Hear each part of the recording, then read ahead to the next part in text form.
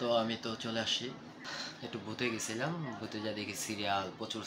আসসালামু আলাইকুম, সবাই কেমন আছেন? আশা করি যে যেখানে আছেন অনেক ভালো আছেন, সুস্থ আছেন। আমরা সবাই সুস্থ আছি আল্লাহর অশেষ রহমতে। দেখতে তো পারছেন আম্মু কাটাকাটি করছে, কারণ বাসায় কেবলই আসলাম, আয়শা বলতেছি যে খাবার কি রান্না করছো, বলল যে ইলিশ মাছ ডাটা দিয়ে নাকি দিয়ে জানি রাঁধছে, পটল দিয়া আর পটল দিয়া আর আর এই যে লতি আনছি ইলিশ মাছ দিয়ে। এখন আবার এই যে গরুর মাংস আনছি, গরুর মাংস রান্না দুপুর রুটি খাওয়া হয়েছে, ইলিশ মাছ আগে। তো আম্মু যে দেখতেই পারছেন গরুর মাংস নিয়ে বসে আছে। তো আম্মু কাটাকুটা কমপ্লিট করে ফেলাইছে, আর এই যে মাংসটা ধুয়ে নিছে, আর হলদি মরিচ যা যা ইত্যাদিও লাগে সেগুলো দিয়ে মানে কি বলে এটাকে রান্না শুরু করে দিছে। আর কষানো না, আচ্ছা মা কষাইতেছে আর মাংসটা রেডি আছে। মা আজকে কি টেস্ট হবে, খাইয়া মজা পাবো? না তারপর আছে না, মালয়েশিয়া তো থাকতে থাকতে অনেক মিস করছি মার হাতের রান্না, এত পরিমাণ রান্না মিস করছি অকল্পনীয়র বাইরে। বাংলাদেশে আইসা আম্মু আমাকে ওই গরুর মাংস, বিরিয়ানি, তারপর রোস্ট, এগুলো সব কিছু আমাকে রান্না করে খাওয়াইছে। এক সপ্তাহ খাওয়ানোর উপরে রাখছে আমার মায়। তারপর অসুস্থ ছিলাম, মেডিকেল দৌড়াইছি, দৌড়াইছি।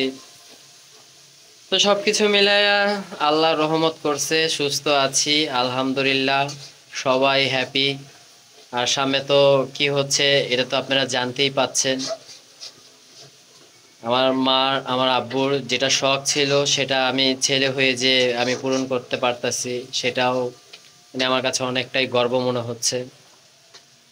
আর এটাকে মাংস এই যে দিয়ে দিচ্ছে, আর আলুটা মনে হয় এই পাতিলে রাখছে, ধোয়াটা বাকি আছে।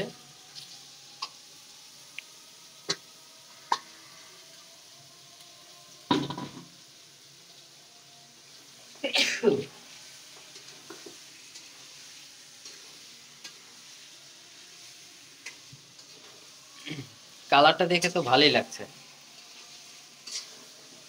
তারপর বাকিটা খাওয়ার পর বোঝা যাবে যে কতটুকু ভালো হয়েছে। আমার মার হাতের রান্না গরুর মাংসটা অনেক টেস্ট হয়, জানি না কার কাছে কেমন ভালো লাগে কি লাগে কিনা। কারণ আমাদের ফ্যামিলিতে তো আমরা পাঁচজনই, দুই ভাগিনা, আব্বু আম্মু আর আমি, এছাড়া তো আর কেউ নাই। আবার যখন বোন আসে, বড় বোন ছোট বোন, তার জামাইরা যখন আসে, মানে আমার বোন জামাইরা যখন আসে, তখন তাদের কাছ থেকে তো আর জিজ্ঞেস করা যায় না যে খাবার কেমন হয়েছে আমার মার হাতে, আপনার শাশুড়ির হাতে, তো এগুলো তো আর বলা যায় না। তো আমার মার প্রশংসা আমিই করি। আর ওই চুলা তো দেখতেই পারতেছেন যে ভাত বসাই দিছে, এই যে আলু ধোয়াটা হচ্ছে।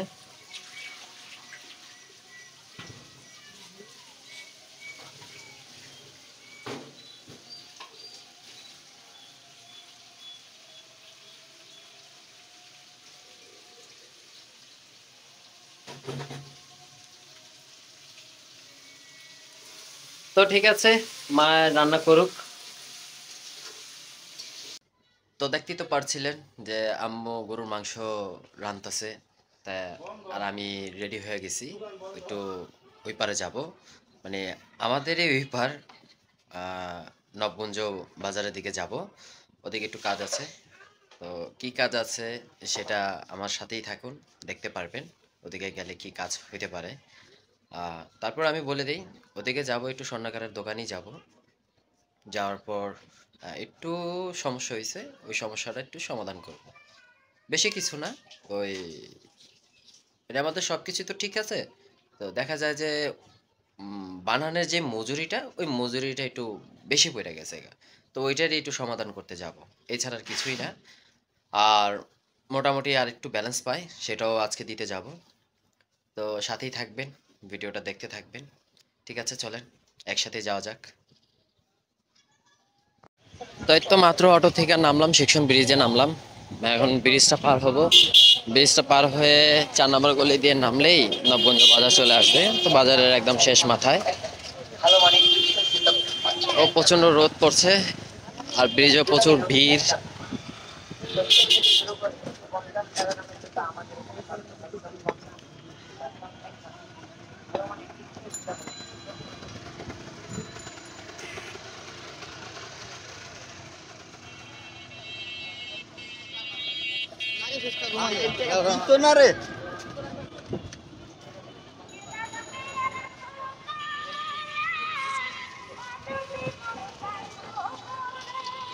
এখন যে এরিয়া আছে এটা নবাবগঞ্জের উল্টা পাশের গলি।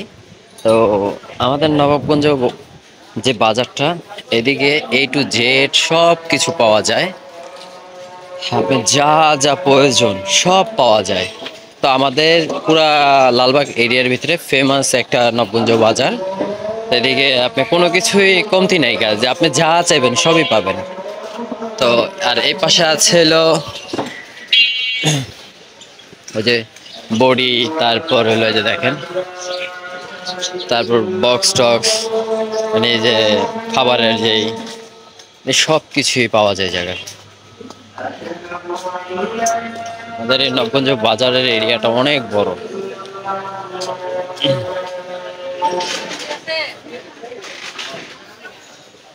তা একদিন যদি পারি সময় নিয়ে পুরো নবগঞ্জ বাজারের এরিয়াটা আপনাকে দেখাতে পারবো, যে এদিকে কি কি পাওয়া যায়, কি কি আছে।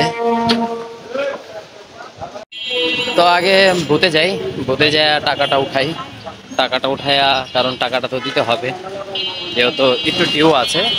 তো কাছেই আছি, বুথের কাছেই আছি। তো দেখতে থাকুন।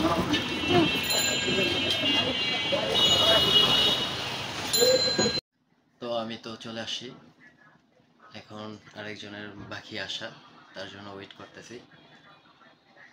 একটু বুথে গেছিলাম, বুথে যা দেখি সিরিয়াল, প্রচুর সিরিয়াল। তো চিন্তা করলাম একটু সিরিয়ালটা কমুক, কাছেই তো সিরিয়ালটা কমলে ধরতে যায় বাকি ব্যালেন্সটা না দিয়ে দিব। এই তো দেখি দাদার সাথে আর ওই যে আলাপ করি। টুকিটাকি ঘোড়া মাল কিনেছে, ওটি তো মনে গিয়েছে, ওটি তো মনে নাই, অনেকদিন হয়ে গেছে। তো আমি বাসা চলে আসছি। আমাদের ওই আমার যে কাজের জন্য আমি স্বর্ণকারের দোকানে গেছিলাম সারপ্রাইজ, তো ওইটা আমার কাজ হয়ে গেছে গা। তা এখন বাসা চলে আসি, আর যে পেমেন্টটা দেওয়া বাকি ছিল সেটাও হয়ে গেছে গা, সেটাও দেওয়া কমপ্লিট। আর এখন আইসা দেখি আম্মু ডিম গরম করতেছে আমাকে খাবার দেওয়ার জন্য। আর ওদিকে কি জানি রাখা আছে। তো এগুলোই করা হচ্ছে, আমি আইসা দেখি। তবে আমি আসার সময় বলে দিছিলাম যে আম্মু প্রচুর খিদা লাগছে, তুমি খাবার টাবার গরম করে রাখো। তো আইসা দিয়ে এখন গরম করতেছে, কয়নালা সে আমি কখন বলছি আর এখন গরম করতেছে। তো যাই হোক, আম্মু হয়তো বা অন্য কোনো কাজে ব্যস্ত ছিল, তার জন্য সে এটা করতে পারে না। কে ব্যাপার না, গরম করতে আর কতক্ষণ লাগে। তো গরম করা হয়ে গেলে গা খাবো। তো ভিডিওটা কেমন হয়েছে অবশ্যই কমেন্ট করে জানাবেন, আর লাইক কমেন্ট শেয়ার, চ্যানেলটাকে সাবস্ক্রাইব করে দিবেন। আল্লাহ হাফেজ।